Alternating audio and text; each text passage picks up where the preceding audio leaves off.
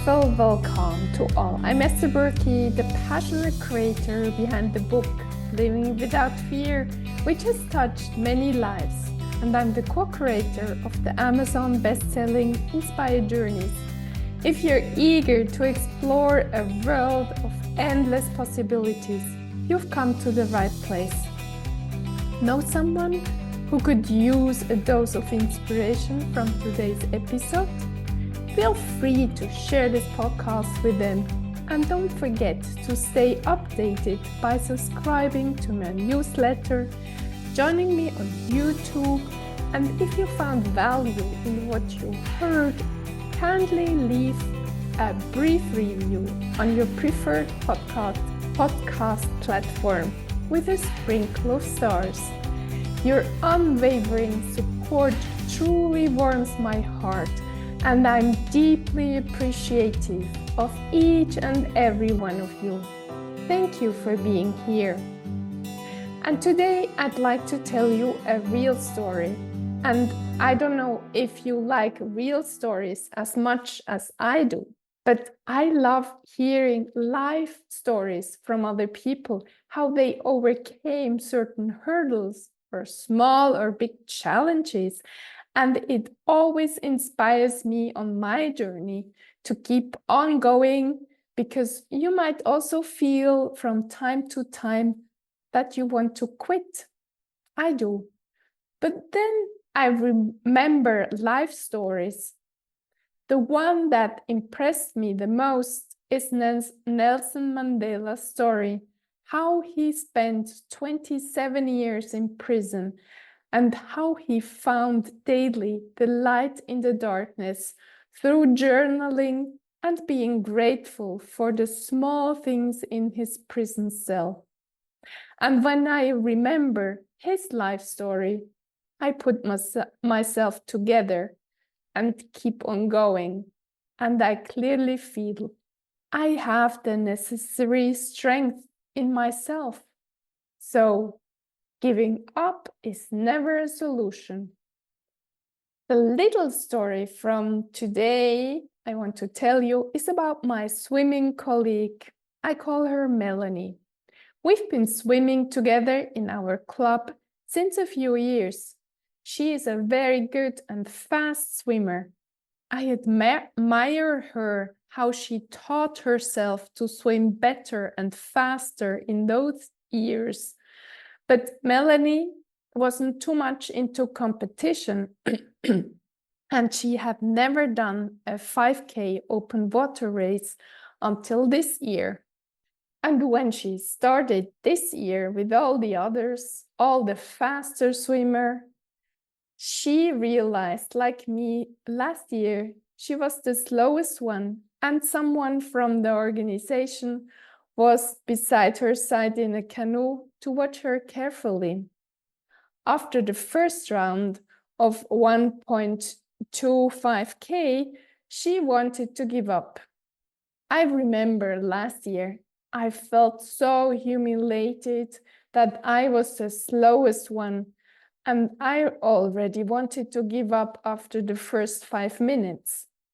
I saw all the people watching me from the lake shore, and I saw myself with their eyes, and I felt ashamed of myself that I couldn't swim faster, and that someone from the organization needed to be at my side along the race.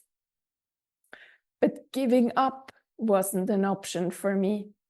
I remember I started working with myself, telling myself, you can do it. You'll be proud of yourself at the end. Don't watch the others.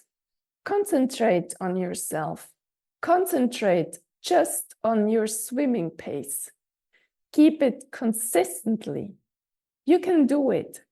Go, go, go. I was coaching myself during the race, and the longer I swam, the better I felt.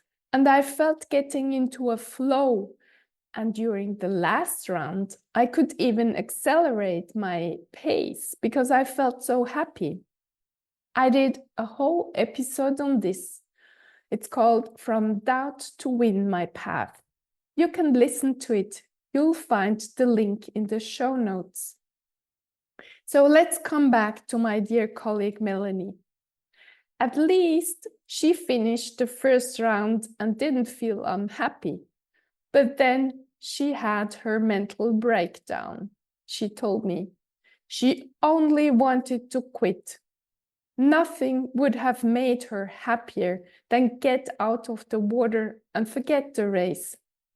But then suddenly she remembered me. Esther did this 5K race last year.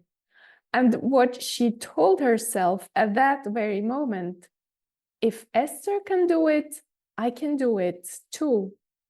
And it worked. Melanie swam the entire race and even finished with a great time of 1 hour 50. Much better than me. I said I'm so much slower than her. I'm so proud of Melanie, and it moved me to tears when she told me her story. I would have never believed that I could be a role model for someone else. I lacked so much confidence when I was a teenager, and I always felt I'm not good enough, and I can never fulfill my dreams of writing books because I'm not strong enough, I'm not courageous enough, because I didn't start when I was young. I always thought it was too late for me to go for my dreams. And for those who don't know me, I published my first children's book when I was 54. And then I didn't give up my dream to also write for adults. I was so afraid of talking of myself. I was always afraid that people would laugh because of my podcast. I often felt ashamed of speaking up and being honest. I was afraid of being authentic. If this all resonates with you, if you are like my colleague Melanie, and if you need someone who has already done the things you're still dreaming of, get in touch with me. It's never too late. Never, ever.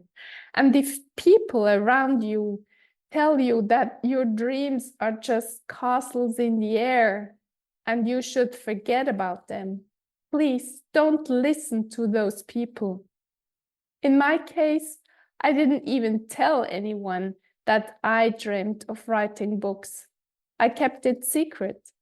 It was only this ongoing inner voice I was listening to, and this voice kept on repeating, "You're too old.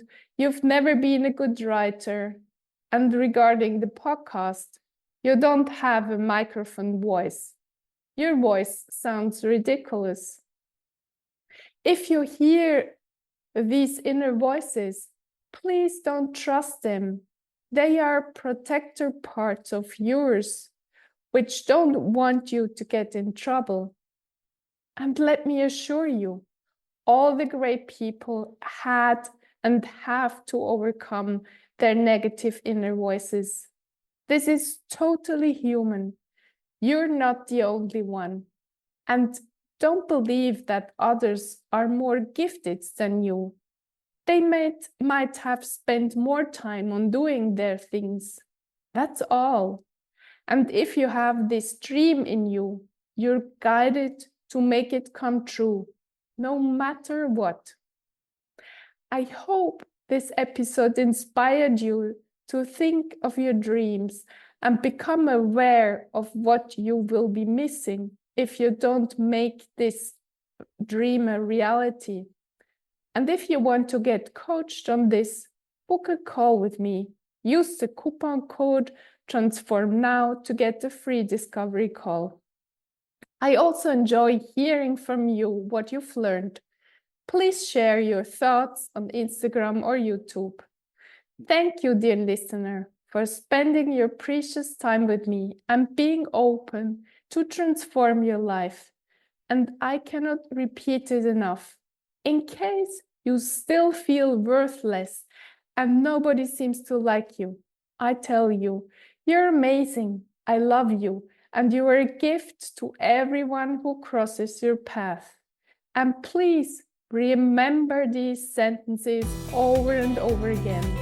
Have an amazing day and talk to you next week.